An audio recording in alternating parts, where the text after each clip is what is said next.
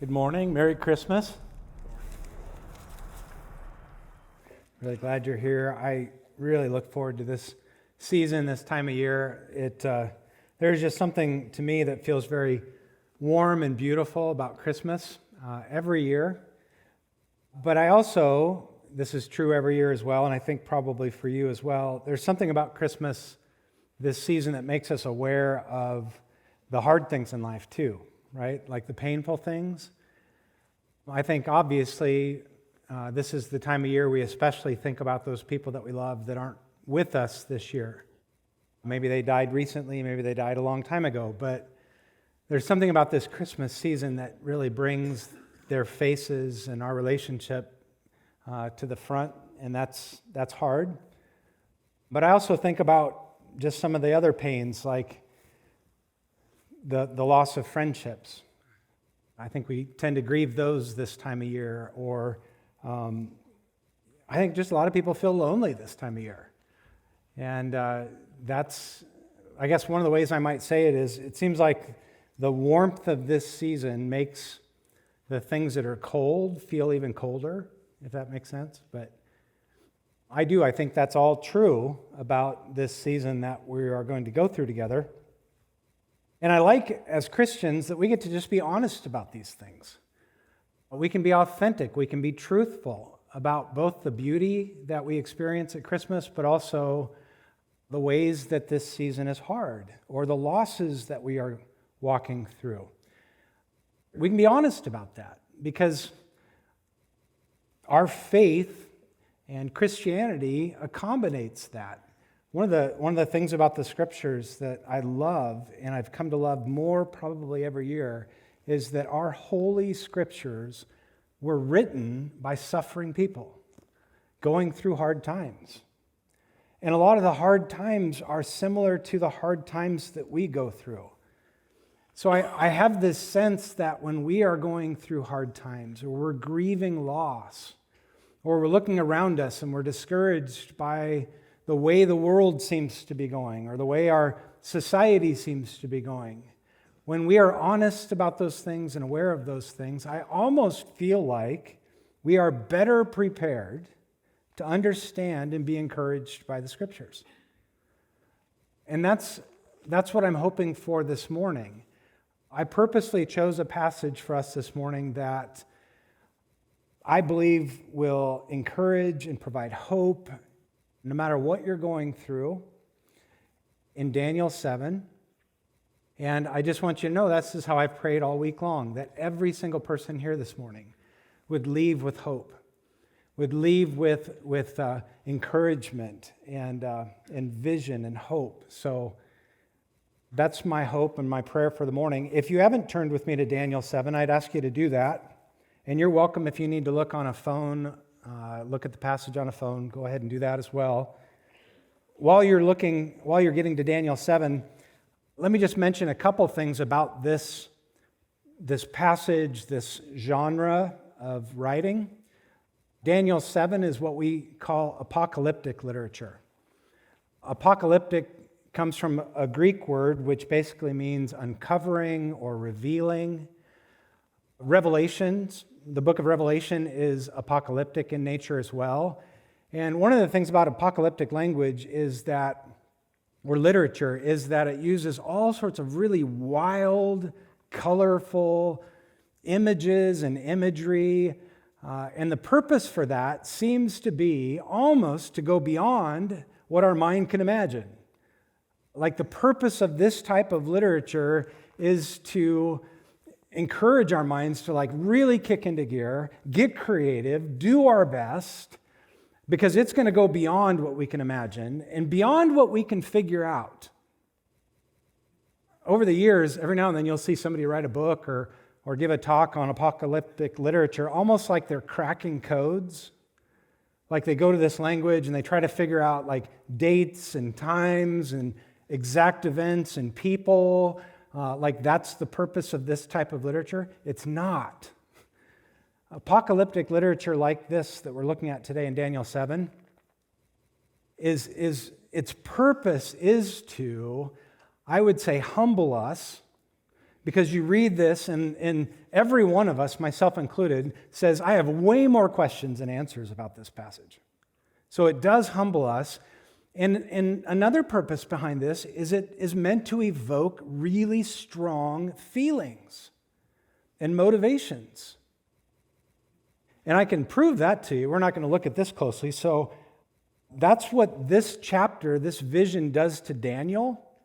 Look at the end of this. Look at Daniel 7, verse 28. This is jumping to the end, but this is what Daniel says. He says, here is the end of the matter.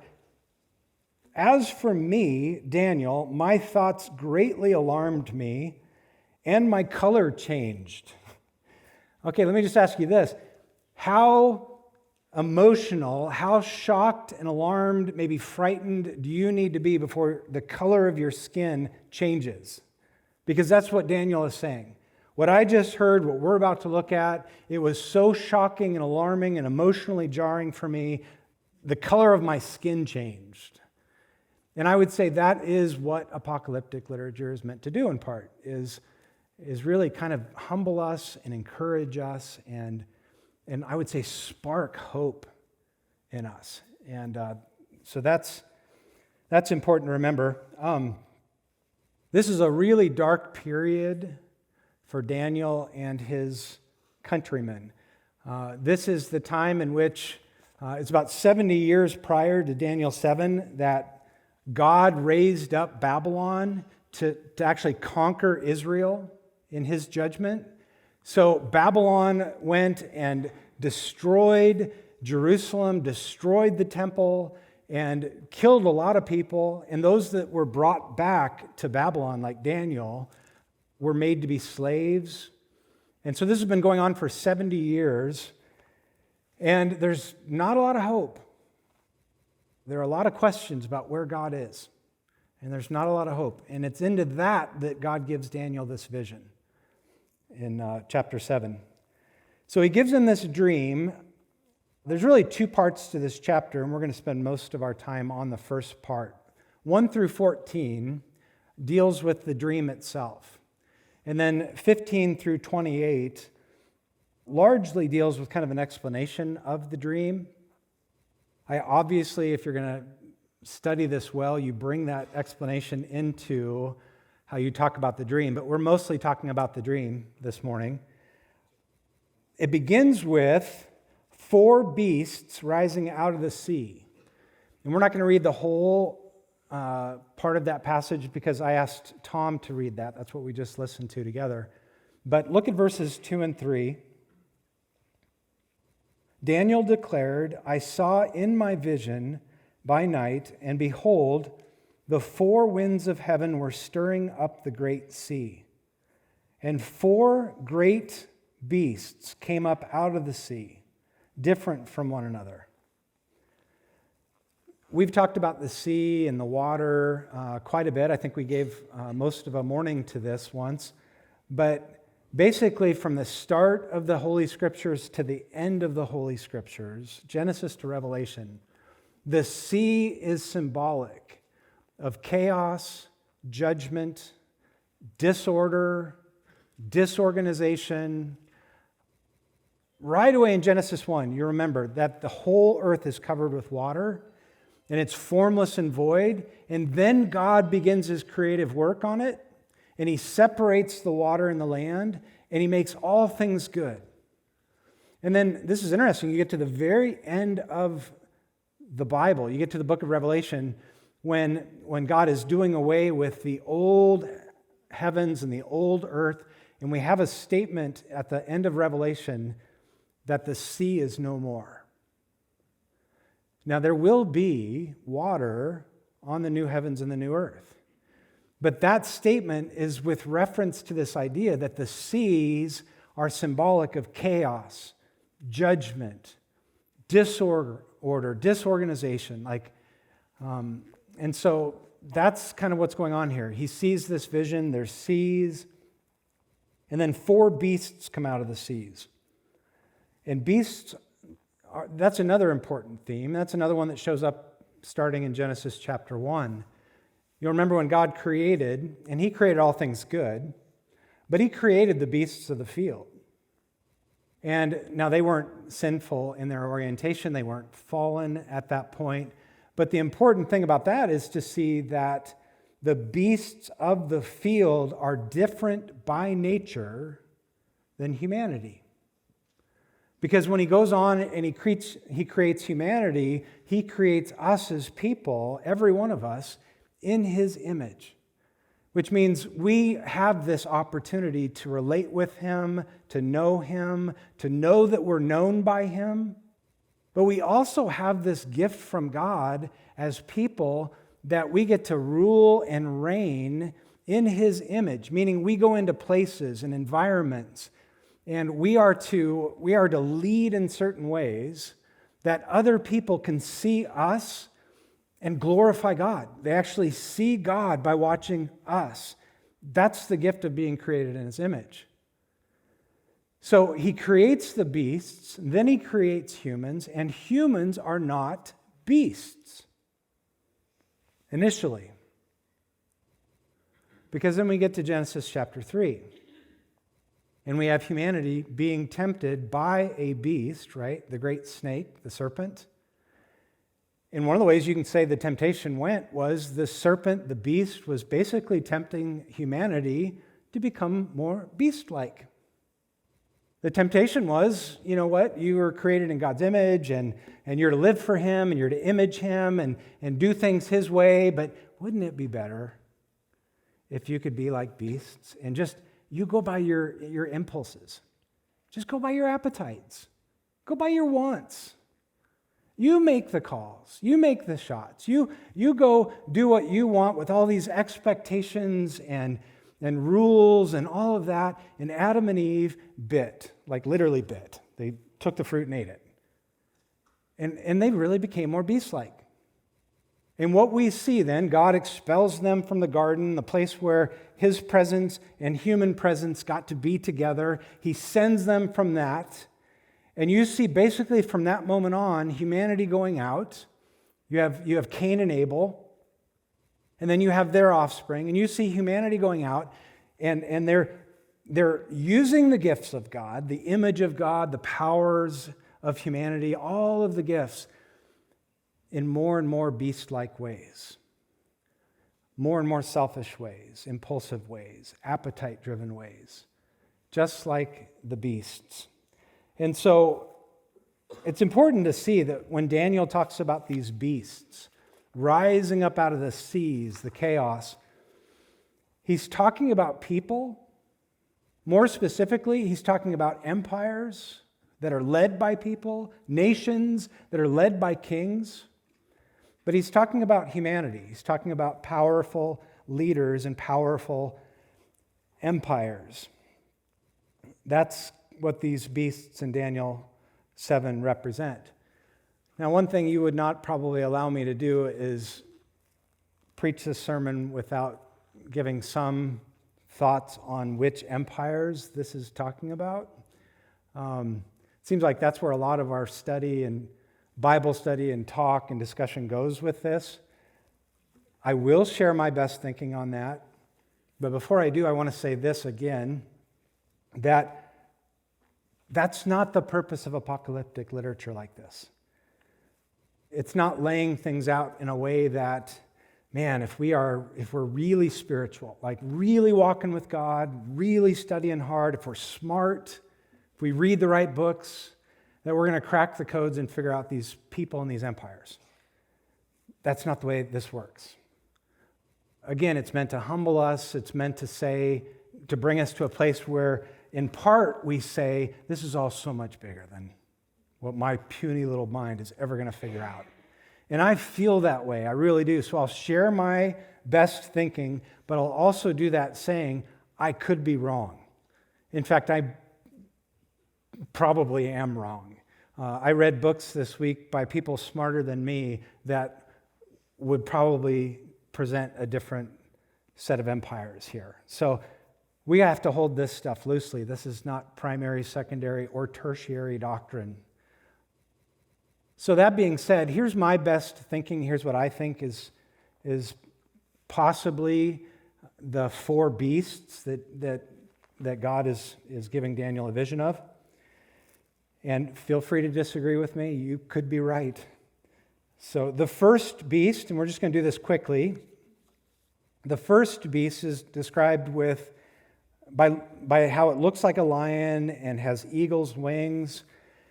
And one of the things we see in Daniel and we see outside of the scriptures is this is some of the imagery used to describe Babylon. And I would suggest Babylon with Nebuchadnezzar as the leader.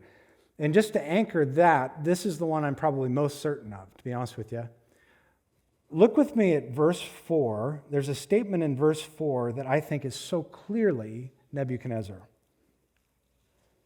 It says, "The first was like a lion and had eagle's wings. Then as I looked, its wings were plucked off, and it was lifted up from the ground and made to stand on 2 feet like a man.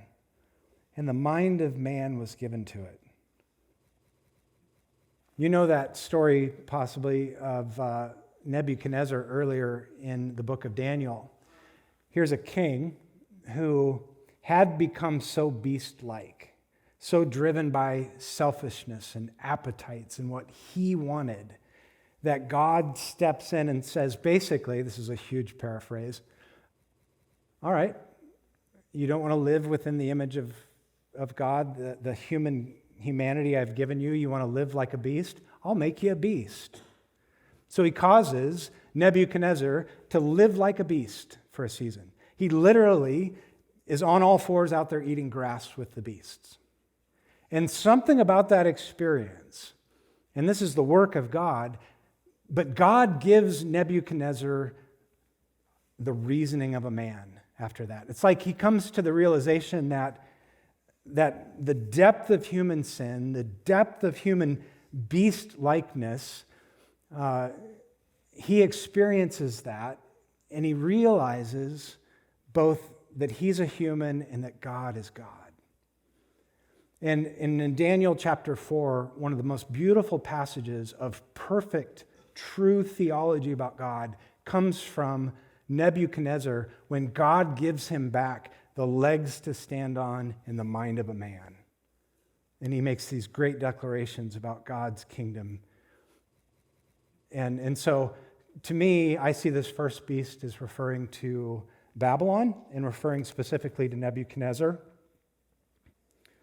The second beast shows up in verse 5. It's described as a bear. And I believe, this is my best thinking, I believe that's referring to the Medes or the Media Empire. And then the third beast is described as a leopard with 4 wings on its back. And again, I believe this one refers then to the Persians, to the Persian Empire. And a lot of my thoughts on those 3 will make sense as we look at the fourth. And we are, by the text, we are supposed to look mostly at the fourth beast. That's where all the time is given. The fourth beast actually shows up later in the book of Revelations. But the fourth beast we are to see is absolutely different from the first 3. Look at verse 7. "After this I saw in the night visions, and behold, a fourth beast, terrifying and dreadful, and exceedingly strong. It had great iron teeth. It devoured and broke in pieces and stamped what was left with its feet. It was different from all the beasts that were before it, and it had 10 horns. I considered the horns, and behold, there came up among them another horn, a little one, before which 3 of the first horns were plucked up by the roots. And behold, in this horn were eyes like the eyes of a man, and a mouth speaking great things." You'll notice there that this beast is so much more beastly, powerful, sinful, wicked, selfish. It's so much more beastly that it isn't explained or pictured by one other animal. All the others were pictured by, a bear, a leopard, a lion. This one's just a beast. Like it's too beastly to attach to an animal. Now it's given features. It says it has great iron teeth, teeth for devouring. The things that it doesn't devour with its teeth, it stamps out. There's no life after this beast arrives. It says that it has 10 horns. These are clearly symbols of strength, of power. Horns are for piercing, they're for gouging. Later in the interpretation, we know that these are actually kings, these are people. But then it says that there was one horn in particular that rises up and is more beast-like, more evil than even the other horns of this fourth beast. Now, I just want to say something about this part of this vision or this prophecy. Something that I would say most scholars, most people believe this, and I do too. I really do believe this. And that is that this part of the prophecy very likely has two different levels of fulfillment. And what I mean by that is that there is a way that this part of this vision was partially fulfilled in the near future for these people living in Babylonian captivity. Meaning there's some way, and I'm not smart enough to, like I said, crack these codes. There's some way that for Daniel and those in captivity, in the near future, they're going to see and go through, not them specifically, but Israel, a partial fulfillment of this beast. Now, that informs why I've gone from Babylon to Media to Persia. To my best thinking, the partial fulfillment of the fourth beast would be Greece, the Grecian Empire. And a couple reasons for that. One of them comes from the text. If you look at Daniel 7, verse 12, and we'll look at this here again in a moment, but it says, "As for the rest of the beasts," that's the first three, "their dominion was taken away, but their lives prolonged for a season and a time." When we study history, when we study the empires of Babylon and Media and Persia and Greece, it's interesting, when Rome rose up, Rome completely engulfed Greece. They just took over. They took over all their city streets. It was like the empire of Greece was no more. Some of it got brought into Roman culture, but Rome took over. But Rome did not capture a key area, Parthia, which meant that the other cities like Babylonia, Media, and Persia, they continued, after Rome came to supreme power, they continued to exist. Now, they didn't have power. Rome had all the power. But they continued. Those empires actually continued for a season, whereas Greece was gone. Greece became Rome. So there's a way, when you think about a partial fulfillment, kind of a partial happening back then, but the ultimate final fulfillment is yet ahead, that to me it seems like we're dealing with Greece. If that's true, and again, I could be wrong on this, I probably am, but if that's true, then from a partial fulfillment standpoint, that would make this particular Antichrist, right? Very likely that would make it Antiochus Epiphanes. And maybe you've studied him, or we've talked about him before, but if you go and you study, you look up and you read about Antiochus Epiphanes, a Greek ruler, I personally would say that I think he's the most blasphemous ruler that history's recorded to date. And you bet, I know about other people that didn't believe in God, had power, did awful things, but Antiochus Epiphanes, he gave himself that name, and that name means God manifest. This is the man that sacrificed a pig on the altar, on the Israelites' altar, specifically to thumb his nose at their God and to say, he's not real, I'm God. This is the man that made the high priest eat swine's flesh. Like, I could tell you more and more. You read about Antiochus Epiphanes, and you will just see a ruler that was brutal and was incredibly blasphemous toward Israel's God. Now, again, I could be wrong, but he could be the partial fulfillment to that moment. If that's true, we have to say partial fulfillment, because we know Revelations chapter 13. In Revelations 13, John, that's apocalyptic, but John is given a vision of something that is yet to come for all of us. And he's given a vision that comes back into Daniel chapter 7, picks up many of the same images, especially concerning the final Antichrist. And so we know that there's either Daniel 7 is looking up to that final Antichrist, or there's a partial fulfillment that kind of hints toward this final figure that is yet to come. But one of the most important things to see about this figure is whether it's two people or one, and I think it's two, but one of the most important things to see is this person is mouthy. This person is specifically blasphemous against God and mouthy. Here in our chapter, Daniel refers 3 times to this horn's mouth.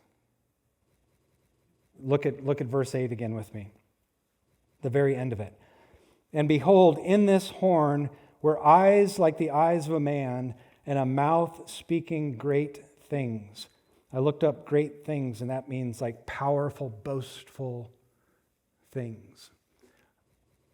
It's interesting, in John's vision, in Revelation chapter 13, verse 5, we see the mouthiness, the blasphemousness of the final Antichrist. And it says this, and the beast was given a mouth uttering haughty and blasphemous words, and it was allowed to exercise authority for 42 months.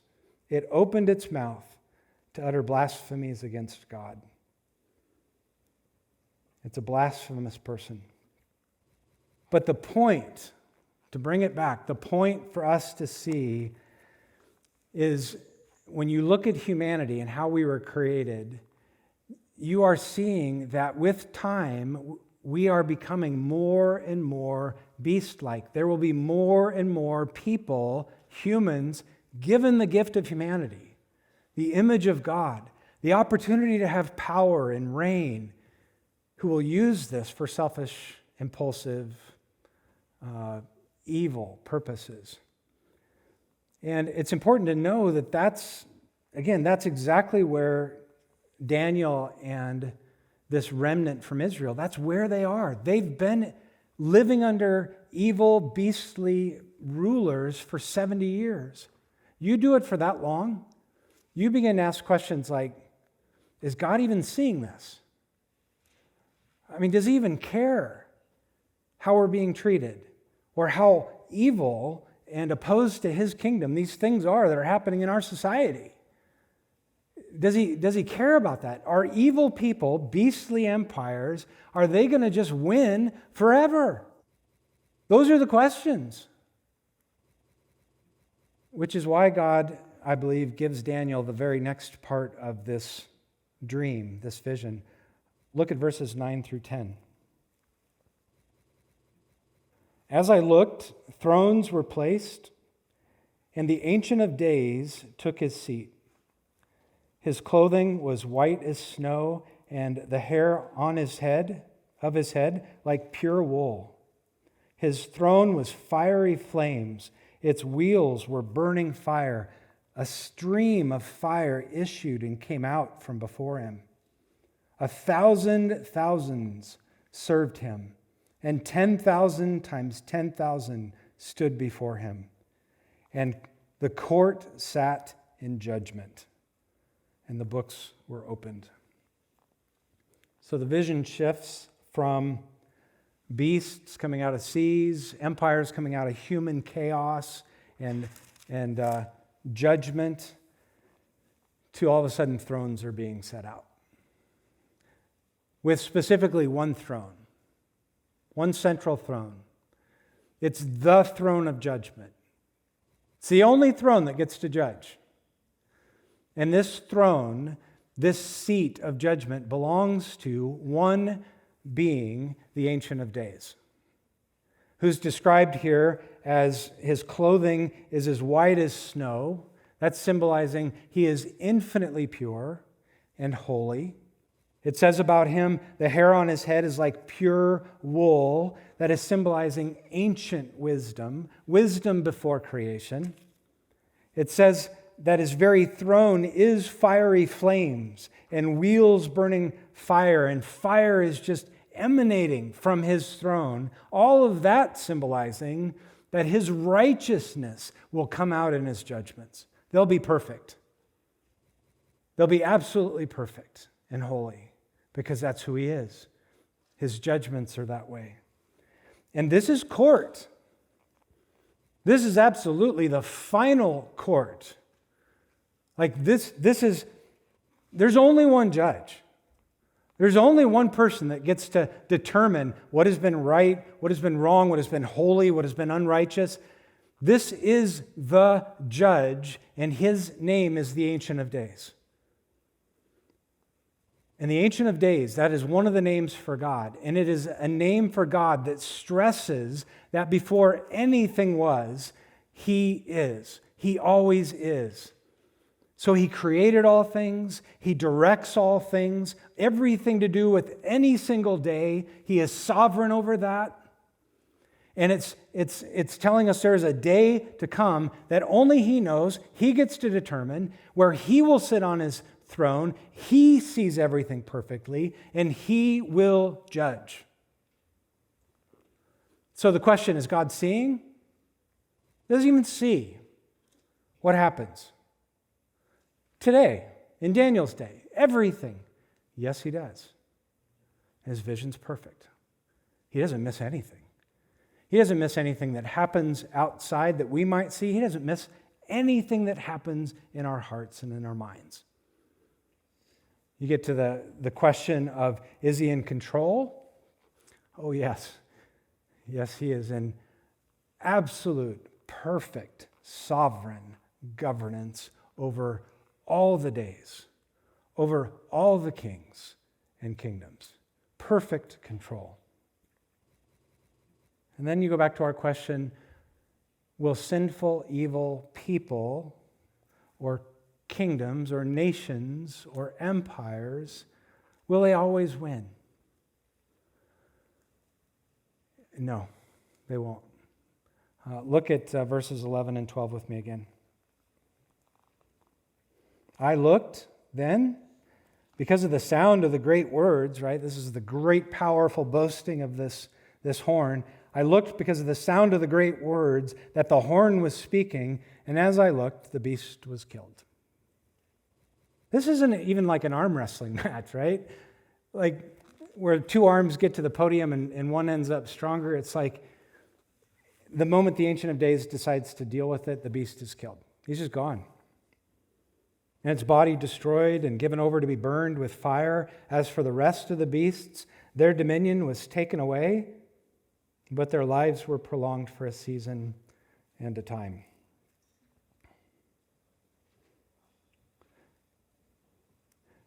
Can I just encourage us as Christians to have hope? To just, from this, we'll keep going here a little bit to finish the passage, but from this alone, just to take hope and encouragement that the beastliness that we see around us, the evils that we see happening that have maybe been done to us or the people we love, they don't last. If you're like me, I had to be honest with, honestly, one of the things that bothers me the most about this day and age in which we live is the ways that I can be beastly You ever just get sick of that? Not how I can be beastly to you, but like how you can be beastly? Take heart, that won't last. The one who sees it all perfectly will deal with it all perfectly. And those who by faith in Jesus have received grace and mercy, it won't last. The beastliness, the sin, the fleshiness, the desire to live for ourselves and the chaos that produces, it won't last. Just that alone, be encouraged, because that's what the vision is showing us. But then it's also showing us in verses 11 and 12 the way that God deals with these beasts, whomever they are. Part of his authority and his right as the Ancient of Days is he can give them authority and he can take it back. He can raise up kings and he can destroy their kingdoms.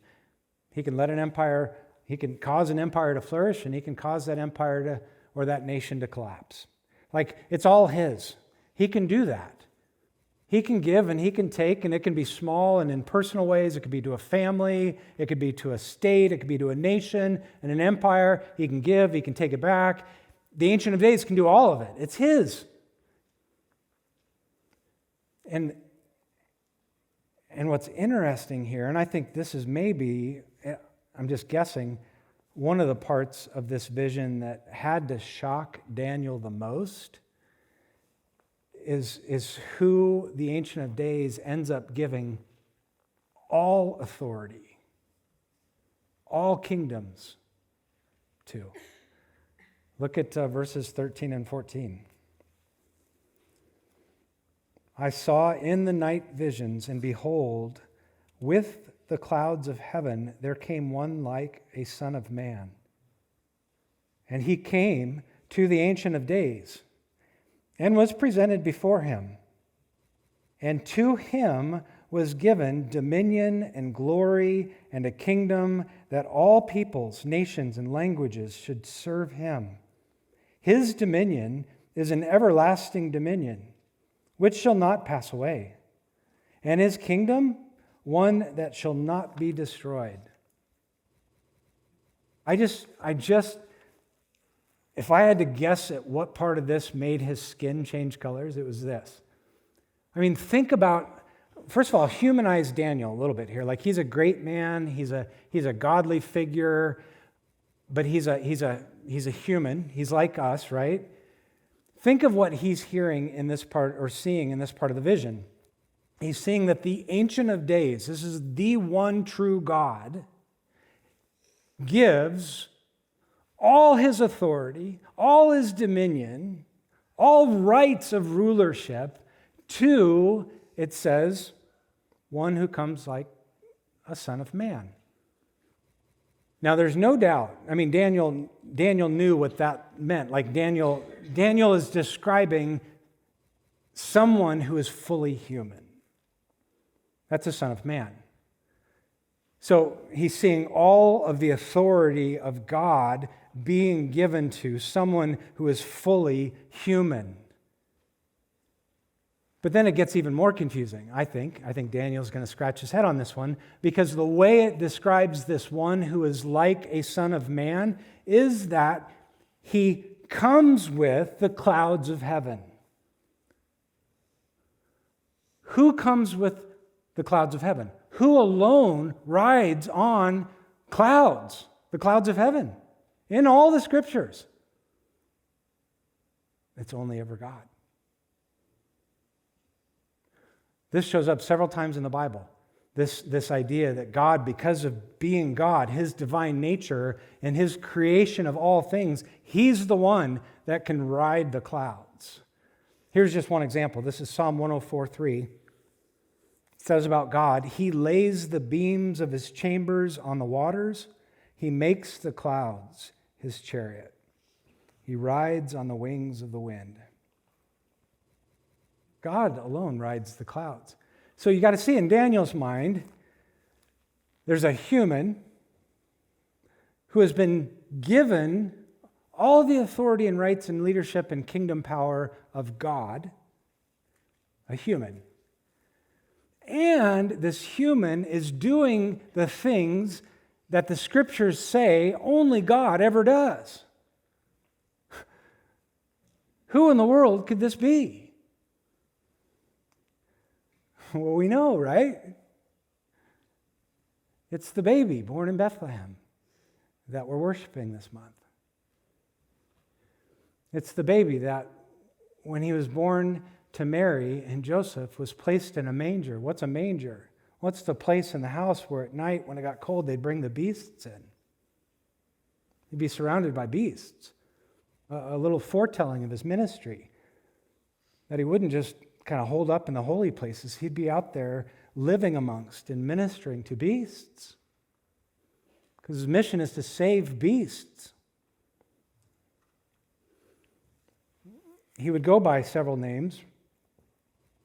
We call him Jesus. We call him Emmanuel. We'll call him the Son of God. These are all true names. The Son of God is a powerful way of referring to Jesus. You know when he most called himself, though? The kind of self-address that he uses a lot throughout the Gospels. He calls himself the Son of Man. That's from Daniel 7. He calls himself the Son of Man. There's no mistake what he means when he says, I'm the Son of Man. He's saying to Hebrews, to Jewish people who have that memorized, I'm the one. I'm the one presented to the Ancient of Days, that the Ancient of Days gives the power and the glory and the kingdom and all authority to that will never end. Jesus says, that's me. I'm the Son of Man. And again, I try to make this real. I try to put myself in the shoes of those that were there for that, like his earthly ministry, and just how confusing that had to be. Like, on the night that he was arrested, he was betrayed by a friend, and he was arrested, and I say drug him, but I feel like he willingly went through this entire week of suffering, but drug him before Caiaphas, who was the Jewish high priest, should be the man that best knows the scriptures, and not just memorizes and knows them, but actually knows them, like knows who the Messiah will be, like can recognize the Messiah. They put Jesus right before Caiaphas. And Caiaphas says this, he asks him, he says, I adjure you, I demand of you, by the living God, tell us if you are the Christ, the Son of God. And Jesus replies to Caiaphas, you have said so, which is both a statement of those are your words, but they're true. And then Jesus says this, but I tell you, from now on, you will see the Son of Man seated at the right hand of power and coming on the clouds of heaven. He quotes Daniel 7 to the high priest. He says, I'm the one. And of course, you remember how Caiaphas responds to that. He just assumes that he was present for the most blasphemous thing that has ever been said in this world. So he tears his clothes, right? He yells, this is blasphemy. And then he, along with the other Jews and along with Rome, they crucify Jesus.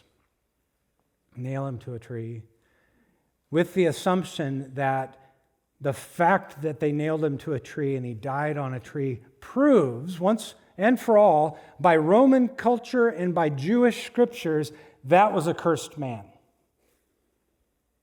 That's how God views him. He's a cursed man.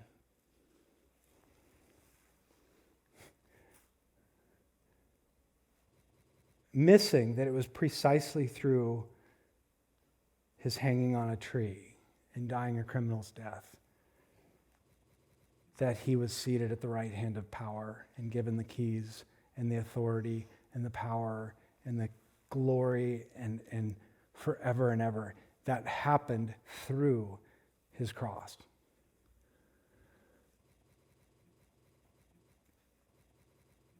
Yes, be a people of hope.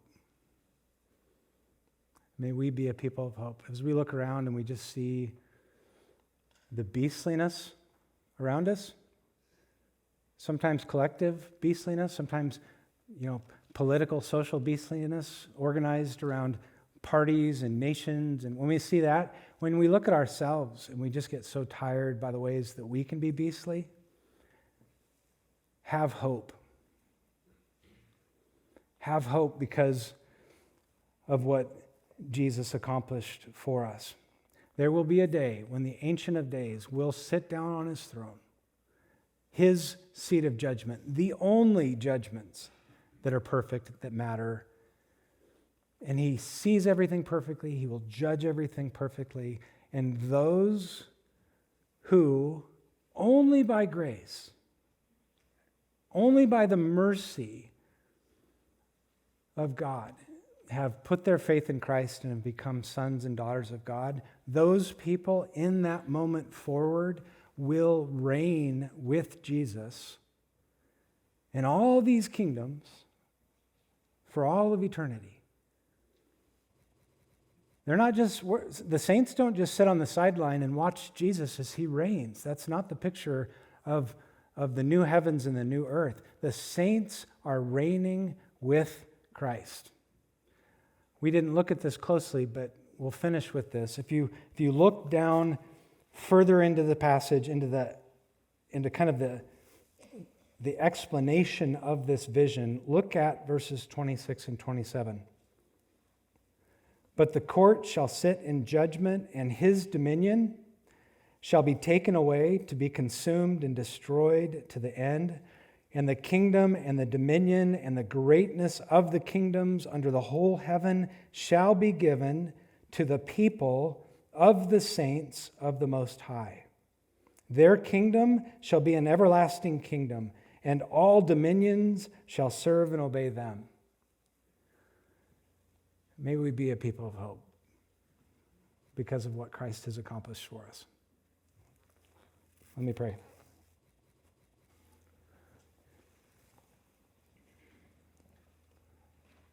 Father, all we can do is worship you and give you thanks for the mercy and the grace that we don't deserve, but was given to us freely, lavished upon us because of what Jesus accomplished in our place. And so we worship you. Jesus, we worship you. And help us to continue through song. Help us to continue to worship you, Jesus, through the sacrament of the Lord's Supper. And it's in Jesus' name we pray. Amen.